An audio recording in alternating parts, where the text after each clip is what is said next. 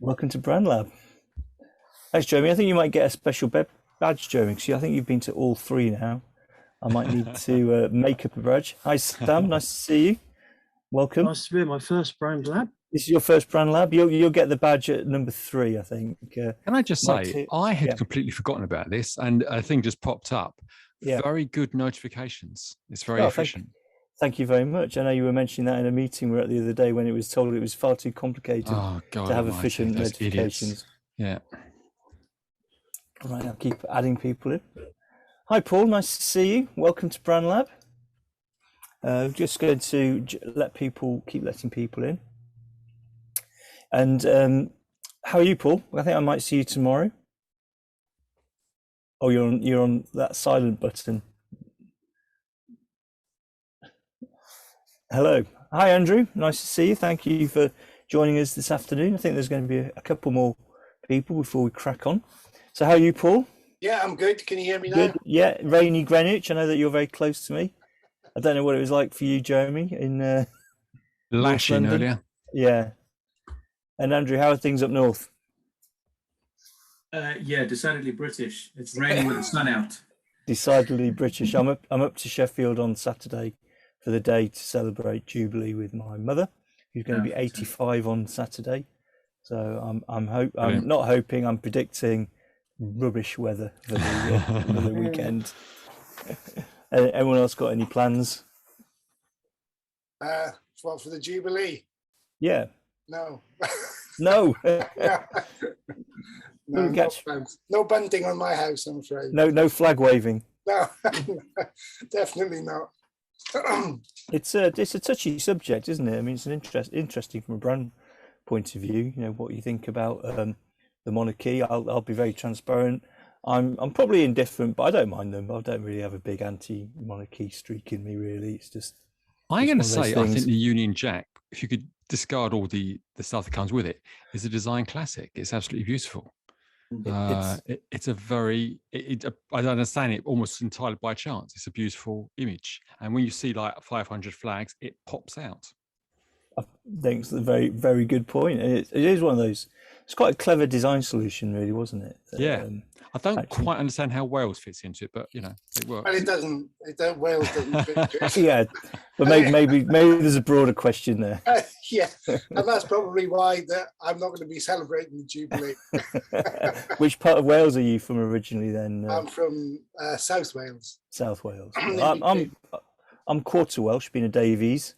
So, so I'm just 75% English. And I mean, it's a really interesting, the whole concept of like how some ideas and kind of emotions can be associated with a brand, because effectively, like the Union Jack is a brand, and it has a completely different, it's kind of hardwired from the day I was born. It has negative connotations in Wales. And you can never quite shake that off. I mean, there's all kinds of things. There's historical reasons and political reasons why the Welsh have got very good reason to feel angry about the oppression that was kind of foisted on them by the English. But I think there's a lot to unpack there. I think if you've got the time. Have we got the time? Maybe we'll make the time. Hi Lucas, hi Mona, welcome to Brand Lab. We're just chatting about obviously it's the Jubilee weekend for anyone who's in the UK, and actually about the Union Jack being a sort of design classic, but kind of loaded with quite a lot of negative connotations, particularly for Paul, who's Welsh. So, any thoughts about the Union Jack from anyone else? For like a EP that I did with someone quite a long time ago now, we decided to have it in different colors on like the cover of the EP, and whoever we got to design it really struggled to make it square, because obviously all the gaps aren't exactly this. I don't know if anyone's ever you can put it on upside down, and like some of the white bits aren't the same. And actually, as a design thing, that to me seemed like really, just make it square. But actually, it took them a long time, and they were very rude about it to me and said bad words about how difficult it was to do it. So it's probably actually design-wise, possibly quite clever. I get the connotations from people that are part of the UK but not English. I get that, but actually, I think as flags go, it looks pretty cool design-wise. And being a guitarist and liking mod music, you probably quite like the colouring as well. Yeah, I just think it's when you sort of break it down as to what's going on and what's overlapping the other bits and where the gaps are. It's quite cool. It's well thought through. And one of the things we're going to talk about later is about the secrets around creativity, and one of the big parts of that is around sort of the crafting and actually making the getting to the detail. So having the idea is one thing, but then making it the best idea possible. So I think we'll kind of kick off. So welcome to Brand Lab, and thank you for joining us today. What I think I'll do is maybe just jump straight into introduce a little bit and talk to Mike, who's here joining us today. He's someone that I've worked with recently on his brand for the charity Concrete Rose. And I'll just do a short sort of sharing screen introduction, and then we can have a chat. And just remember, this is a sort of open forum. Please just jump in if you want to connect, share contact details with each other, all that sort of stuff that people do in networking type meetings. It's not like a big formal presentation, and it's not quite a TED talk either. So just sort of enjoy and join in, really. So welcome to Brand Lab. My name is Nigel. I think I know everyone in the room, so that's great to see you all. Thank you for your support. And I sort of really talk a lot about untangling brands, because branding can be seen like a really overcomplicated process. I've really overcomplicated in this diagram, but that's kind of a little bit of everything that I do in my kind of creative life. And what I'm always trying to do is demystify that process and try and actually make it easier for people to understand, so that if you're a brand creator, if you're a brand owner, or just someone who's responsible for a brand, I think you can do more for yourself, because I think everything is answers within you, and we as brand consultants just try and kind of draw that out of you, really. And that's the sort of the thing that we're trying to do. And we're not trying to do all the work. We can do all the work, but we don't need to do all the work, because I think you really generally have a lot of the answers. And with that untangling comes clarity. And if you think about it as a big ball of string, what you want is the nice sort of simple piece of string at the end, and it's all to make sure that your audience actually understands more about your business and your brand. Now, I've been doing this for a number of years. I've worked for big organizations like Ford. I've done online retailers. I created the Ford brand about 20 years ago. I do it for digital apps like Radio Player, which is a partnership between the BBC and Global Radio.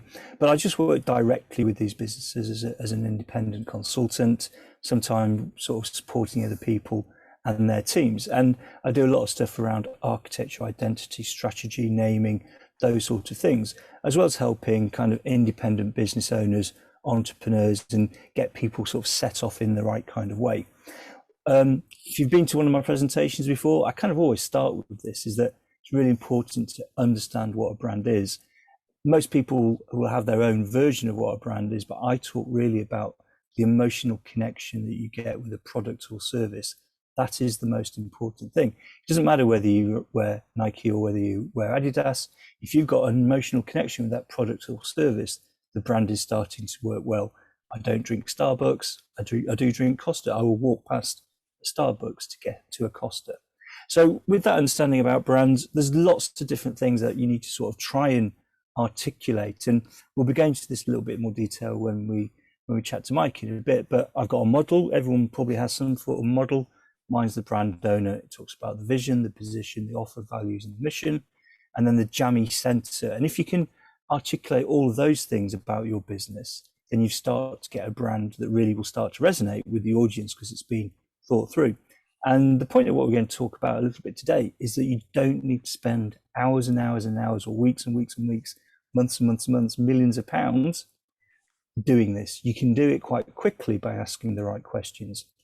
So today we're going to think a little bit more about the stories. This is the sort of jigsaw of all the different branding bits. And whilst I kind of cover off a lot around insight, story, and engage, and to visual identity, I don't personally get too involved in the delivery of it. I'm more focused on some of the insight and the story creation. So I'd like to welcome today Mike Farrington, who is my guest and someone who I met recently in a networking meeting, not that dissimilar to this. And so Mike is the founder, or he's the leader of this charity called Concrete Rose. And I thought it was a great charity. I'm going to let him tell you more about it. And so I offered to help them because I felt that actually where they were with the charity was in a very good place, but it just needed a little nudge with some of the narrative elements to help push them into the next sort of stage of their development. So over to Mike to tell you a little bit more about Concrete Rose. So thank you for joining me today, Mike. So do you want to tell everyone a bit about who you are and what you do? I'll just stop the screen share. Yep.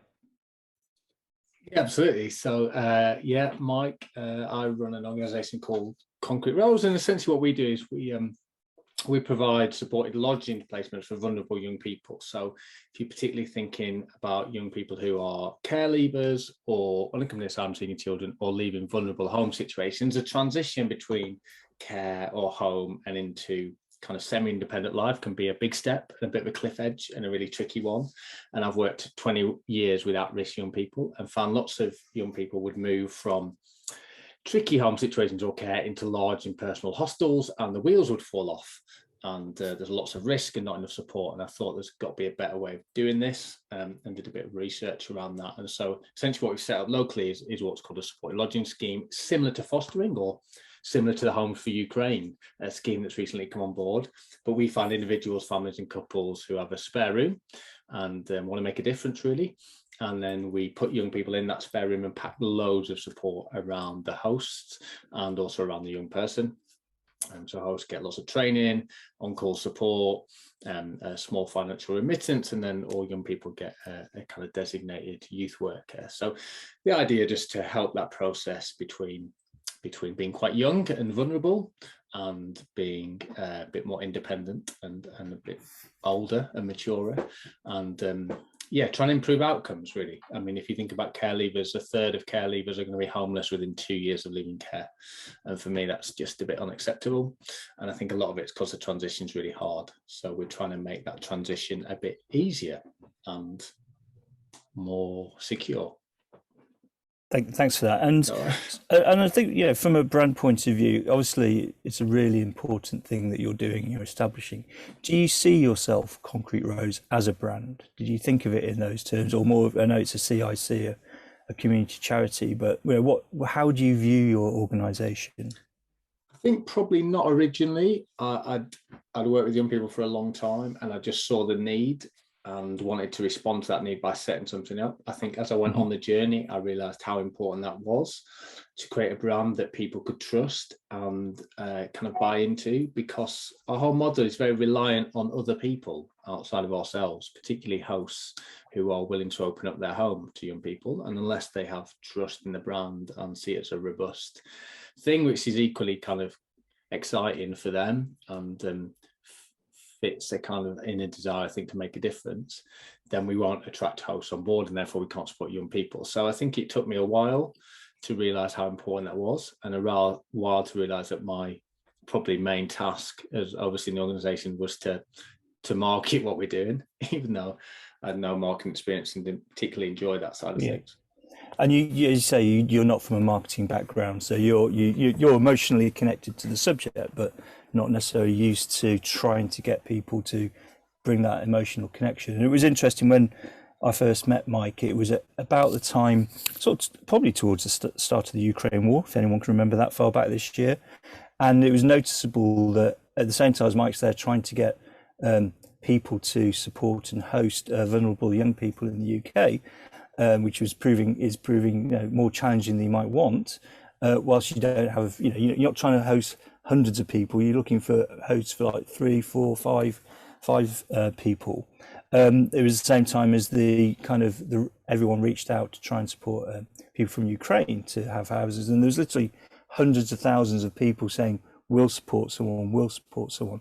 And what do you think is the main difference between why the response to that is so great compared to the challenges that you find Yeah, we with did a the little bit charity? of thinking around that, didn't we? I think, and obviously the kind of coverage is huge around that crisis, and probably not the same in terms of around young people. I think also young people are not always seen as victims of kind of trauma or histories of abuse. Probably they're sometimes seen as the problem, as bad eggs, really, and difficult to manage. Where I think often those, quite understandably, from war-torn areas, are very much seen more as victims than perhaps young people are.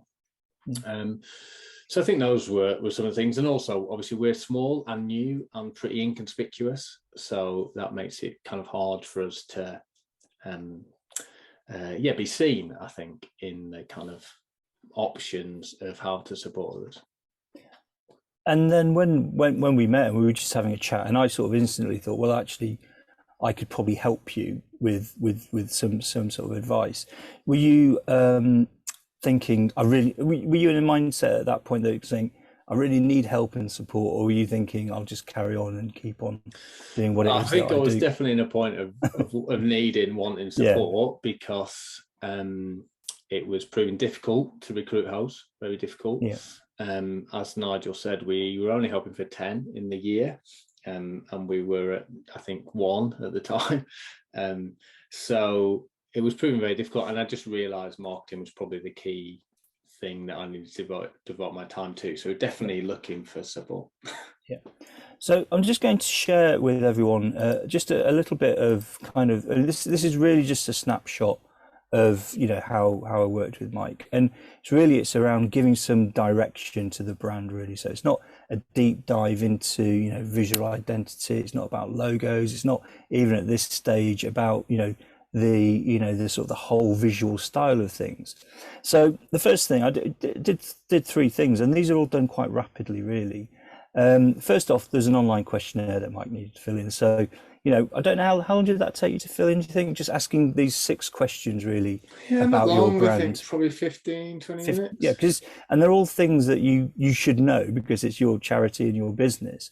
And was there any questions that you found hard to answer, do you think, around here? You can't read the questions, but they're just general questions about the offer. Probably not. Some of the more introspective ones, like when you've got to state what you're proud of, it's hard sometimes to. Yeah. And I think that's it. If you find when you're talking about brand, there's an area that you find it hard to talk about what you're proud of. That's probably missing from your story when you're sort of going back out there to reach people, because they're the bits that would really kind of excite people. So that questionnaire, I put together a quick presentation. This is more like it was about 45 minutes to an hour, where I just asked more questions based on the questionnaire. Talk about brands you love. Tell me more about your audience. Tell me more about your offer. Tell me more about your mission. And this is just me asking questions. And I think you sort of said at the time that it felt that you were looking at things from a slightly different light. Could you just explain what it's like going through the actual what I call the discovery phase? So by this point you spent an hour of your time and then an hour in a meeting. What was happening then? Yeah, and I think in this discovery phase, a lot, as you say, a lot of it was you asking questions and really trying to understand what we were trying to do, what the reason behind setting up was, our kind of own emotional connection to the brand. I think listening quite deeply to what we felt. And you also kind of took us on a bit of a journey looking at what were the stuff we were doing that we liked, what didn't we like, and from some other organisations that are doing similar things, what did we like about that they're doing, and what didn't we like, really. So yeah, very much that kind of outside perspective, really. And then what I sort of say the next bit is like the sort of insight sort of phase. So all that content gets poured into my head, and I go off and I read other things and I start looking around, and then I gave you an insight presentation. Again, this is just a snapshot of replaying what you said to me, but thinking of it more in a sort of brand point of view, writing some very sort of early draft thoughts about why it was important what you did, to give you a starting point for actual visual and verbal messaging and things like that. So I'm going to close the screen and we can just talk about what that was like as well, actually. Cool. That's what I'm going. I can't find my stop button. There you go. No. Right, let's just not worry about that for a second. Yeah, I mean, so going back to this insight, I was honestly blown away by the insight section that you offered, and I'm generally not easily pleased, I would say. But I think, you know, clearly you'd taken time to really understand. You'd listened really well to what was on our heart, what we were passionate about. Clearly taking the time to understand the brand, but you weren't just reflecting that back to us. You'd gone away, clearly spent some time thinking about it, and yeah, and gave insightful, you know, as the stage suggests, giving insightful ideas into how we could portray those things in a much more meaningful way, which catered to our needs, to our different audiences, to make it emotively resonant to different people.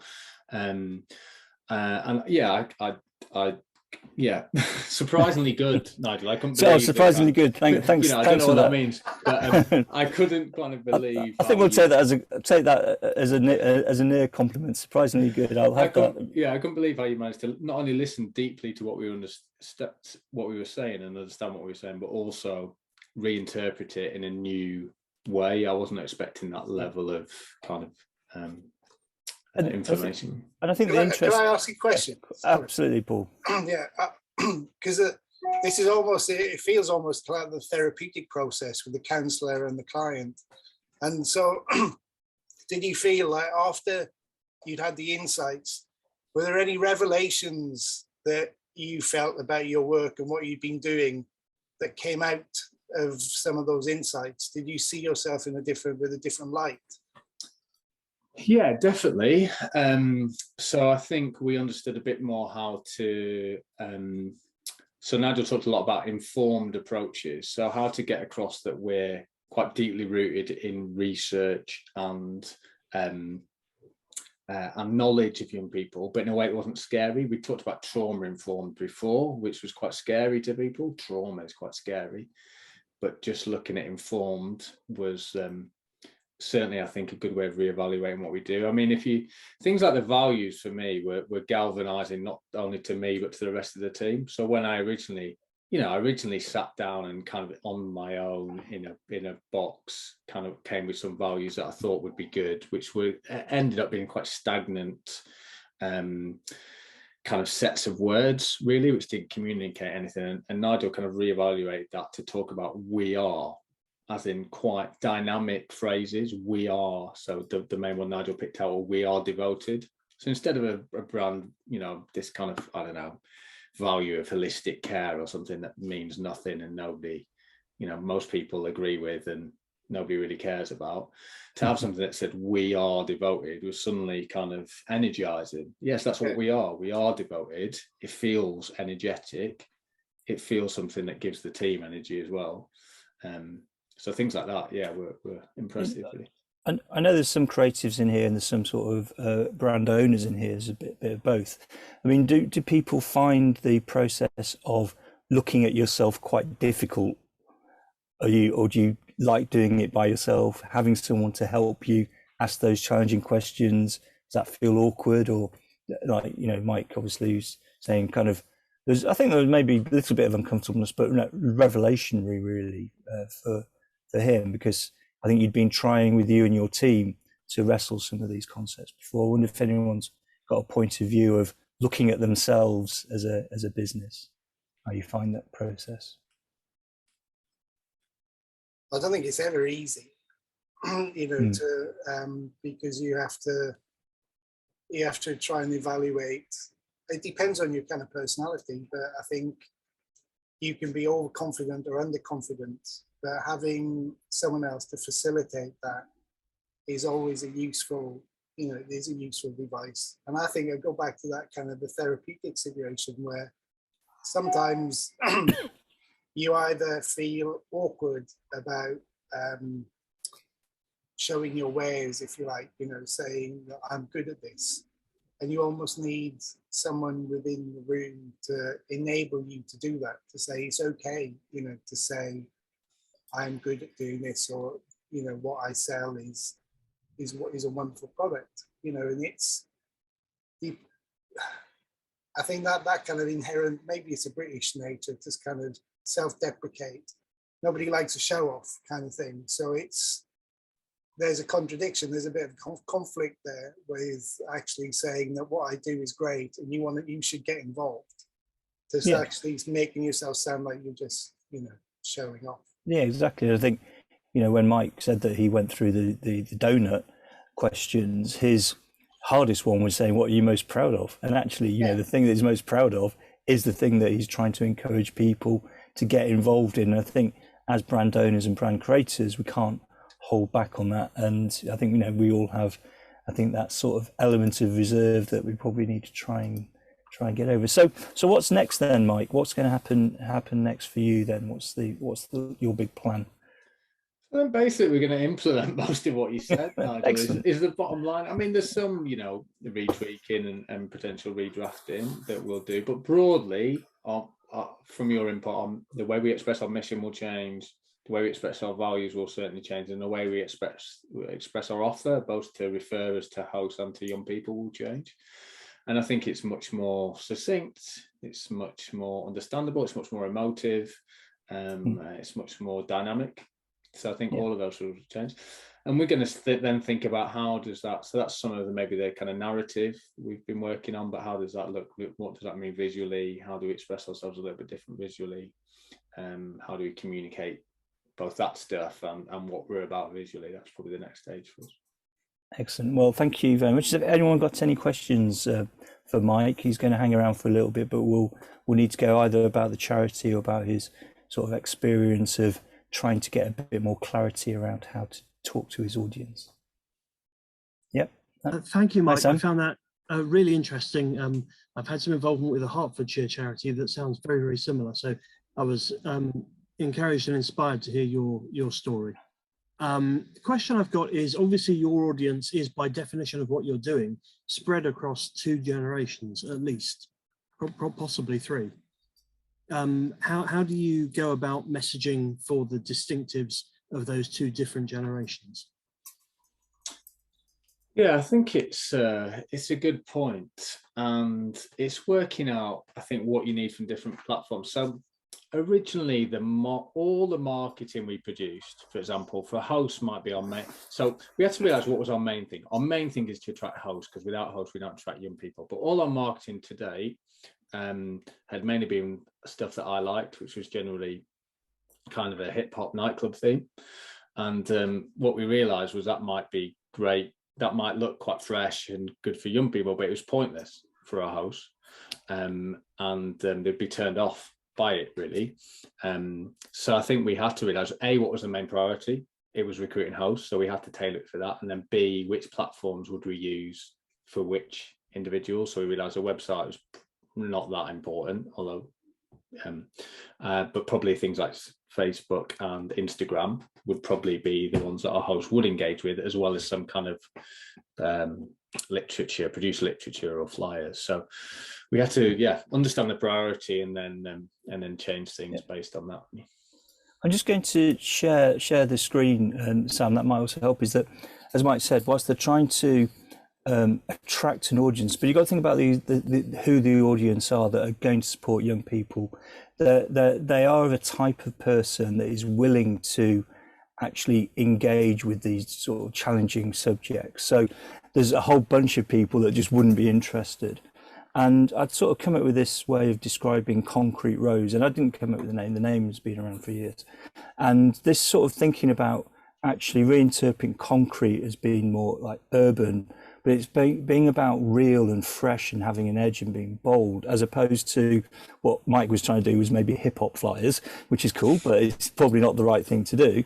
And then also the sort of the rose bit being the softer, safer bit, and this notion of how you want people to feel when they've come across this is feeling held, that sort of cared for. So that's sort of, but it's not about just being soft and hiding away. It's got a little bit more kind of emotion to it, feels a bit more special, that notion of embrace. So when you can start, and these are just concepts at the moment, when you can start to then build with those concepts, you'll be able to attract that audience who are going to be responsive to this kind of subject matter without having to dress it up in graphics just that are part of that kind of youth vernacular. It's about getting deeper into the message of it. So Thanks for that question. Has anyone else got any questions that they would like to ask Mike whilst he's here? If not, we'll carry on. Yeah, excellent. Oh, yeah, go ahead. Quick question. It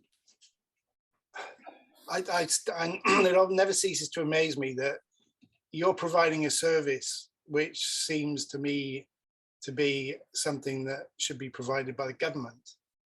Now, how do you get funding? How do you get involved to create an organisation like this, which obviously deals with a very real need?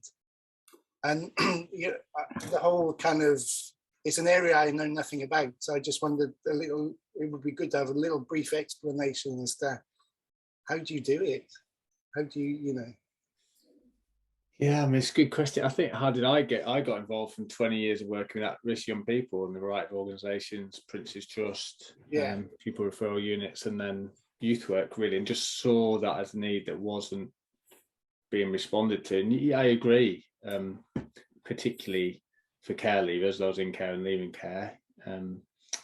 The 18 plus kind of cliff edge, as it's known, is a bit ridiculous, and there's not many great options for those young people. And the social care review came out this week, actually, at the start of the week, independent review into social care, which was a bit scathing as the post-care cliff edge. So hopefully that'll bring some changes. I agree. I mean, the problem is, my experience is it's much wider than just young people who are in care. Young people who come from difficult family backgrounds where there's probably addiction or violence.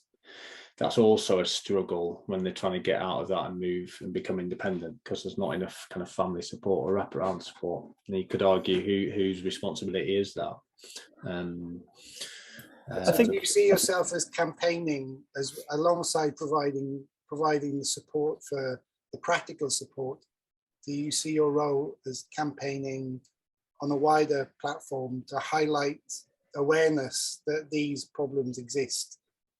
So it's not just about pursuing hosts, it's about telling the people within the community that, these things are not being dealt with.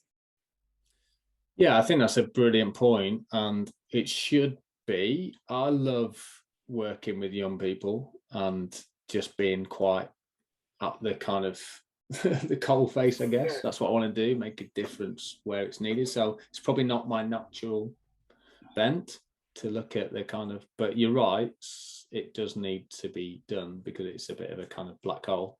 And I mean, when we were doing the sort of insight bit, we did talk about the fact that there is a need for councils and the way the government is sort of like funds these things to get involved in this, and there is a danger that people may just say, well, we're going to sweep it off the desk and make this problem go away by bringing someone else in to solve it. And that does happen across a lot of different ways in charity-based business organisations.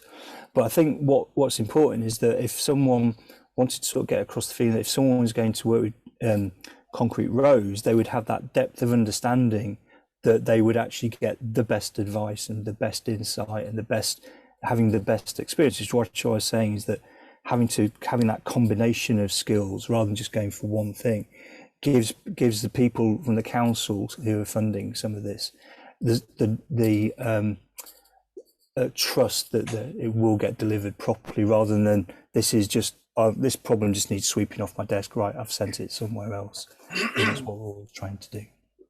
So thank you for your question. Okay, well, Mike, once again, thank you very much. I'm sure if you put your details into the chat, like we're all supposed to do at some point, then you can all kind of get in touch with each other and find out more about Concrete Rose, and no doubt we'll have an update in a while to see how we're getting on with the brand as well. So thanks again, Mike. It's really great to have you here, and I know you're going to slide off. So from that, I thought the next section is all about brands, actually brand news. So each month I do a little section about what I've seen in the branding world. If you're coming regularly, thanks to those that are, then bring something to the party if you got it. But I'm just going to share this that I saw, and you may have also seen this last month. So brand news this week is it's the death of one of my favorite bits of technology that ever came out. It's the RiPod, RIP the RiPod. And I was really excited when this came out, and it came out 20 years ago, and Apple have now just discontinued it. It's actually lasted quite a long time as a concept, I think. And, you know, I was so sold in it. This isn't quite a generation 1, this is probably generation 2. I went straight out and bought it. And, you know, 1,000 songs is about that amount of records there.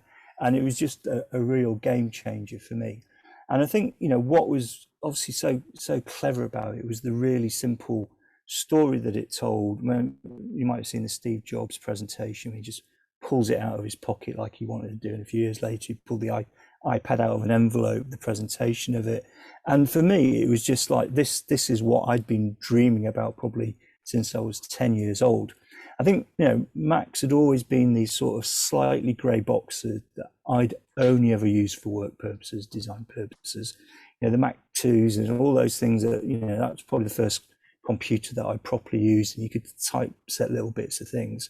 And that's all I saw it as. It was a grey box that I was going to use for my work. And then, you know, this came out, 1,000 songs, you know, pleasure. This is going to give me something that I really wanted.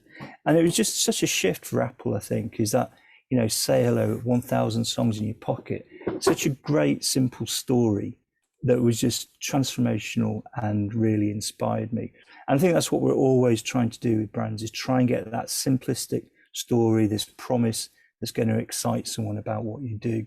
And, you know, just put this up, you know, so obviously Apple being around like nearly getting on 50 years now, but, you know, for 40, you know, for most of that, they were just doing well as a technology business. Actually incredible. Even the iPod gave it a little bump, you know, but I think the biggest shift that it did there in 2000 is start to, you know, transform it into a much more consumer approachable brand.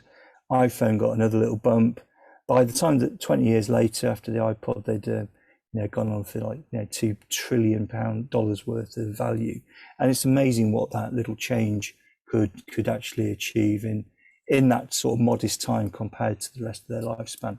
So I just wondered if anyone else has got any sort of interesting brand things they've seen, any thoughts about the iPod. Did anyone else own an iPod? Did anyone rush out and get generation 1? Yeah, the few people here.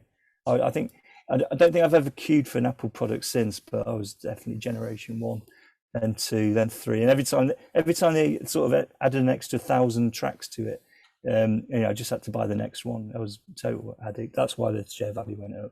My iPod buying purchasing. Anyone else got any iPod stories for us, or any music related branding stories? I've got some more to share with you. How did you get all your records onto your iPod? Well, on the right here, I've got a digital turntable. So I do download things digitally. You now get everything digitally. So back in the day, when iTunes was still quite a good product, it was very easy to transfer them to your iPod. Now that you've got iPhones, it's a bit more challenging all of a sudden to get your music onto your iPod. But back then, I was mainly CD based in the mid 2000s, and so it was just constantly ripping CDs into iTunes. But you have got some albums behind you, though.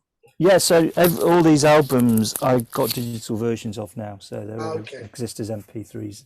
Even the 7-inch singles, I go through, and if I can't get the MP3, I record it digitally and create it and upload it into iTunes and put the correct artwork on. It's quite time consuming. That's very impressive. That bordering on OCD, I would. It's gone well beyond being OCD. I think it's. But yeah, I found if I don't like the artwork, I put some different artwork on instead. Sometimes it's like I'm not as happy with that, so I put a different picture on. You know what, Jeremy? I've never heard anyone do that, but I think that's a brilliant idea. That's just off the wall. I like this cover that, you know, Peter Saville spent like, you know, years trying to create. I'll just put a picture of what I like on it. But no, there's some stuff I wouldn't touch, but I mean, some of it's crap. So, yeah. And I just put a better picture on, you know. Well, I think that's a good idea. Maybe that would have solved the problem that Lucas had with his designer not doing a very good job of his cover or something that happened. You should have just done it yourself, Lucas. I think you could have done just as good a job. It's not an iPod, but for about a week when they were popular, I bought a mini disc player. Oh, I like those. Yeah, They were really good because you could sort of do recordings yourself, sort of, because the stereo mics that were often built into them were actually quite good. So they were quite good for sort of doing just like rough recordings and demos if you were writing new songs and things. But I still sort of quite like the idea of them. But the pre-recorded ones, you could buy them for a bit and you could only get sort of new things, and then they just disappeared. You could probably only get Dire I think that's Straits. probably you probably could. Yeah, I think that's probably in my lifetime the shortest lived medium for sort of music. I know there's been various different things, but I think that's pretty much because it was like, oh, they're massive, and like there was that original advert when they got Reef. I don't know if anyone knows the band Reef, but they got like Reef to do that. Lay Your Hands. Oh, I can't remember. No, it wasn't Lay Your Hands. I can play it. Okay, you play it. Sort of like that, and they had that song, and no one had ever heard of Reap, and it was like, oh wow, mini discs are really cool, and then they were for about a week. Yeah, I had one. But it was a pretty good format. I had one for a couple of weeks. It was good because I'd had a portable CD player which was rubbish on the bus. It just kept skipping. I've told people this story before though. When I was 10, 11 years old, I always used to take my vinyl record of Adam and the Ants, Kings of the Wild Frontier, on the bus to school with me. I had no turntable on the bus, no turntable at school. We used to sit there, look at it, read the lyrics, and look at the pictures. So yes. So back to Paul's comment, maybe a bit of OCD going on there for sure.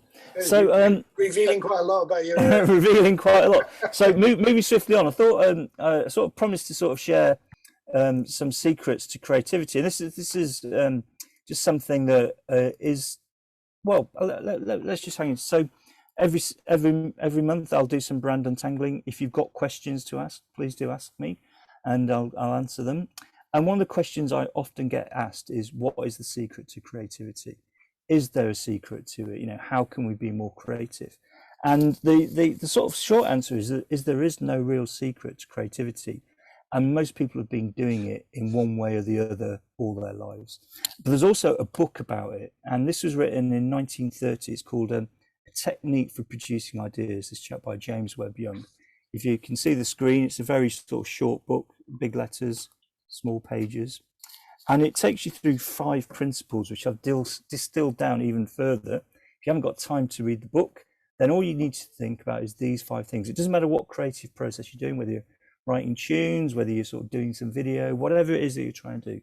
And the 5 principles are about gathering, thinking, forgetting, connecting, and crafting.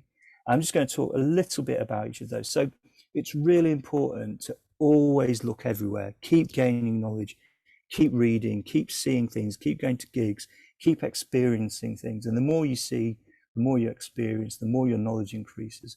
All that sort of gathering will feed into your creative process. And not surprisingly, a lot of creative people are very eclectic. Maybe they've got a bit of OCD, maybe they're collecting many records, but it's all about kind of keeping that knowledge gathering going. Once you've done your knowledge gathering, you then got to do your thinking. And maybe Lucas could talk about this afterwards, but even if you're writing music, you've just got to get on, and no idea is wrong. Just try things out. Do it individually, do it in groups, but you just have as many ideas as possible. Never stop with the first idea that you have. Keep on going, keep on going. And that will then create, more and more material for you to have better ideas. Now, the next stage, forget. Now, this is sometimes people's best stage. It's just go for a walk, have a pint. I'm a Guinness drinker, everyone knows that. And that sort of process of not doing it, not gathering the ideas, not thinking about it, will help things percolate in your brain. Go and have a bath or have another Guinness. And that sort of notion of forgetting, and we all know this, is that, about the eureka moment, you will kind of generate new relationships between ideas by doing something different. And I'm sure everyone's in here, and you can share them if you like, had a eureka moment at some point, but it tends to be when you're doing something completely different. So the 4th stage is all about connecting those different ideas, creating unusual relationships, trying out things. And then it doesn't end there. So you've connected everything. The final bit, and again, we can talk about this at the end, it's about crafting it. You've got to make that idea the most beautiful, best idea and share it with people. Get people's input, refine it, develop it, make it better. until it is the best idea that you can. So the craft point is really important. And when you're sort of talking with creatives, or when we sort of used to sort of have junior designers with us, we always talked about this creative process as well. Is that you've got to get from A to B. A is the briefing point, and B is the client presentation. And one of the issues is that quite often a designer might go off and go really wide, really quickly on the insight, and then come down really close on the craft. So they've still got like a couple of weeks before the actual presentation. So you finished it quickly, but it probably isn't going to be the best result because you've not left yourself enough time to craft it. Other designers spent far too long just thinking of new ideas, doing more research. I need to go to the library, I'm off to the Tate, I'm going to go to the pub for a long time. Well, you'll probably then miss your deadline because you spent far too long thinking and not enough time crafting. The ideal is to spend exactly the right amount of time thinking as wide as possible, and then narrowing those things into actually being the final idea that's going to wow your client. And that's the secret of creativity. It's gather, think, forget, connect, and then craft. And that's what everyone should be doing, whether you're making movies or writing music. So just intrigued to know what anyone thinks about creativity now that you know all the secrets, not that you didn't know before. I love that you include forget in there, because I think that that's an element that I don't see talked about a lot, but it's something that I noticed with the when I'm helping clients with their creative projects, books and whatever, that they get so invested in thinking about the ideas, and then they're not taking a step back because they've been trained to work, produce, and they may not have come from a background that honored and respected that time away, retreating from the ideas and from the input in order to let their brain do work on the side. So I just wanted to say I love it that you include the forget part, because I feel like that's something that a lot of non-creatives aren't familiar with. Thank you. It was really interesting. A few years ago, I was doing a workshop with it's like a big technology business, Rackspace, and we were trying to get their creative teams to be more creative. And we went through an actual exercise, did look at things, and then they had to produce this poster. And there was two groups, and they were all briefed the same. One group said, "Nah, we're going to go off and have a fag and come back and do it." The other group just sat at their desk with their pens and carried on and started to create a poster. And the group that had been off for the fag and came back was a better result, because they'd sort of just let themselves breathe and then came back with some fresh thoughts. And you could see that they'd had new ideas percolating in their minds. So yeah, whatever it does, just walk away for a little while. And doesn't Don Draper talk about this in Mad Men? Pardon? Don Draper. Don Draper. Well, he probably read this book. It was written in 1930. It's all in there. It's yes, but people forget to forget. Don't forget to forget. Lucas, we're not putting you on the spot, but you've done some music writing, because I've heard it. It's very good, obviously. I think particularly with contemporary music, I think it's interesting to look at when people think of the most creative people, actually the path that they followed and the point that they started being creative, and why I think that's important. If you look at someone like Kurt Cobain, for example, I don't know if anyone knows Kurt Cobain, so he was the singer and songwriter mainly in Nirvana. And although everyone said how creative he was, and obviously he was, because of the part, he just picked up a guitar and was like crap in his garage for years until he was in Nirvana, basically. But because he didn't really get any formal lessons or didn't follow any path, he didn't actually know what the rules were. And I think that meant that he didn't really follow the path that, even though people don't want to think that they follow a predetermined path with sort of music. But if you have lessons, and I really try not to do this as a guitar teacher, but it's really difficult not to just show people the way that everyone else doesn't know. Here's the chords that sound nice together, so you can use those. And all of a sudden, you've sort of, without really meaning to, you've already restricted how creative people can be, because they know these rules and then they try and fit within the rules. And yes, you can write some amazing songs by fitting in the rules, and people have, and that's why they all sound, that's why when we hear those chords together, probably these four, yeah, they sound like really comfortable, and everyone's like, oh yeah, that feels really comfortable. But if you listen to like some of the Nirvana songs, I'm not saying he wouldn't try and break the rules on purpose, but he just doesn't know what they are. So for as long as he's played guitar, he's just put things together that sound good to him. And I think that where you start being creative makes a huge difference. I don't know if anyone thinks that's the same in any other sort of medium, but where you start and where you carry on without having any exterior input, I think can make a lot of difference. I think there's an element of that you have to keep on going. So when you're having ideas, don't just stop with the obvious first one. Keep exploring, and maybe, you know, exploring on a guitar, you might get bored of the rock and roll chords and then just say, oh, what happens if I put my finger here and strum it backwards and create new sounds? I was really fascinated. I was watching this program. Someone might remember the name of the chap who's a singer recently who can sing in quarter notes and half notes and notes in between the notes and things like that. There's this whole world out there that doesn't need to be as prescriptive as what we understand. I think it's quite exciting. I think it's only Western music that has like tones and semitones that we know. If you go elsewhere, they have like quarter tones and notes in between. And to us, that would sound, I say us, to me and, you know, people that are used to Western music, it sounds out of tune, but it's not to people that are used to the other types of music that have their own set rules. It sounds perfectly normal. I think as well, it's really important to, you've got to allow for mistakes. Because this is a while ago now, but I was reading that the French were becoming increasingly concerned that their children were going through the educational system. And I don't think it was dissimilar to what we have in the UK, where they were coached and coached and coached to do the right thing, get the right answers, get 100% and all their and what was happening was they were becoming terrified of errors, and that with errors, so that's where creativity is sort of born in many respects. You know, there are errors of judgment, and then you find a new way of looking at something, or you find a new discovery, whatever it is. And if they put money into what was kind of university of failure, where they actually encourage, because what they were finding was that children were genuinely frightened of doing anything if they knew that they couldn't get the right answer. So they wouldn't actually proceed with whatever it was they'd been asked to do if they couldn't get the correct answer. So they put money and effort into actually trying to encourage people to learn from their failures. And I think America's quite good at that. People fail. They say, well, you're not going to make that mistake again. And people go on to greater things from that failure.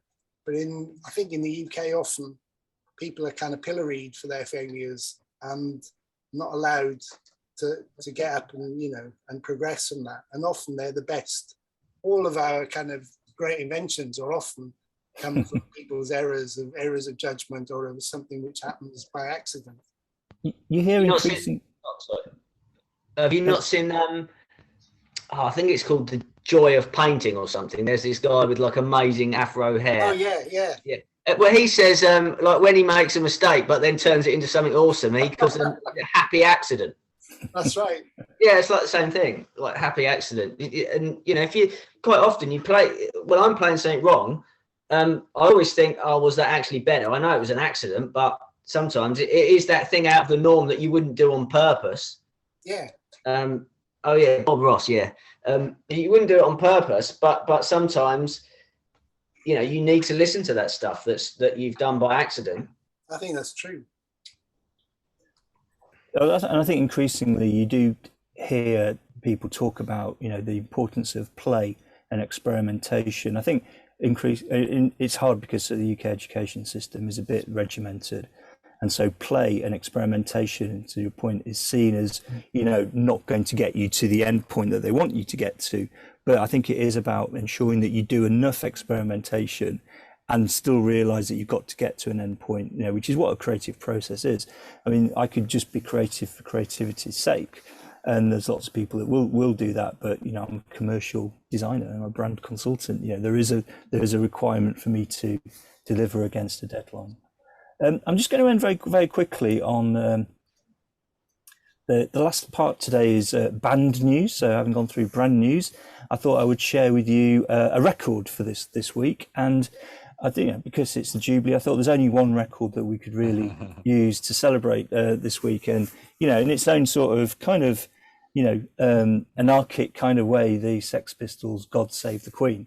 Now, I'm not an anti-royalist at all in any way, and I'm not like a massive. We had this conversation for those that joined later at the start of it about the British flag, but this is an iconic kind of representation of an icon. It's just incredible as a piece of design, and I think it's incredible as a piece of music. When I was 7 years old, kind of going around the streets of Sheffield and Rotherham, and I saw this actually in Sheffield mainly, slapped on bus stops and the sort of traffic lights and all. It was all over the place. I just was really curious. I didn't know what it was at all as a 7-year-old. Meanwhile, I was at home with my mum eating cake and having a royal kind of wedding, the Silver Jubilee, which is 45 years ago. I think, obviously when I did discover this as a music, it sort of kind of blew my mind because it was just so amazing. Like, it sounded so noisy and terrible and exciting and stuff like that. Now, if you listen to it, it's sort of the thing you might hear in the lift. It's quite amazing the way that it's changed in 45 years, the sort of the anger and the anguish that this song had created, but it's still a mighty fine song. And on Friday, my DJ night, we're doing 8 hours of just playing music through the decades. We did say we might play this every hour on the hour, but we probably won't do that. And then on Saturday, I'm sitting. So where do you do your DJing? In the Crown on Trafalgar Road. Anyone who lives beyond Greenwich, you're more than welcome. Anyone who lives within Greenwich, more than welcome. But yeah, so that's my record for this week. It's the Sex Pistols' "God Save the Queen." Cool. What's the other album at the back? That one is the Last Night in Soho soundtrack, which is a very fine soundtrack, actually. It's got a lot of stuff from the 60s. Dusty Springfield, The Kinks, Cilla Black, Sandy Shaw, Walker Brothers. It's the movie from the guy that did Drive, and it's really worth watching. It's a semi-horror film, so this character plays, one of them plays living in Soho in today's time, and one of them, when she goes into the dream state, she wakes up in the 60s as this singer in a nightclub. And she actually, that's Anna Taylor-Joy, who did Queen's Gambit, I believe. So she ends up sort of singing downtime in this club, and there's all this sort of shady stuff going on with kind of greasy Soho people being horrible, But it's a very good film, very fine. But it came out during lockdown, so probably no one went to see it. Good soundtrack. Cool. Well, thank you once again for everyone's attendance. If you've got anything else to ask now. But that concludes this month's Brand Lab. It's been great to see you all here. We're back again next month. I think it's on the 28th of June, same time. So last Tuesday of the month. Tell all your friends, bring your family. Don't really need to do that. But have a nice trip in. Is it Taiwan? Who are you talking to? Mona. Oh, Mona, Yeah. Are you off to Taiwan, Mona? Oh, well, we're having an amazing time. Yeah, I mean, I'm excited about my trip to Rotherham on Saturday. So I'm not looking forward to it because it's nearly 40 degrees in the summer, and there are big cockroaches in the summer. The cockroaches there can fly. oh, it's just like Rotherham then. It's just like those that have been. Yeah. So thank you, and it's really good. Thank you so much for your support. And any questions you have about branding, just reach out and get in touch. So go and listen to some great music over the weekend. Learn how to play the guitar. What else have we got to do? Write a book, make a video, and just generally change the world via technology. Because I know that's what Andrew does in the background over there. Sam, obviously, we'll be seeing some of your stuff on stage somewhere because Sam works for one of my clients that does amazing stage things. And Mona, have a great time in Taiwan. And Paul, I'll see you tomorrow morning, probably at Greenwich Connect. All right. Have a great time, everyone. Thank you. Cheers, Bye-bye. See ya. Cheers. Cheers, guys. Thanks. Bye.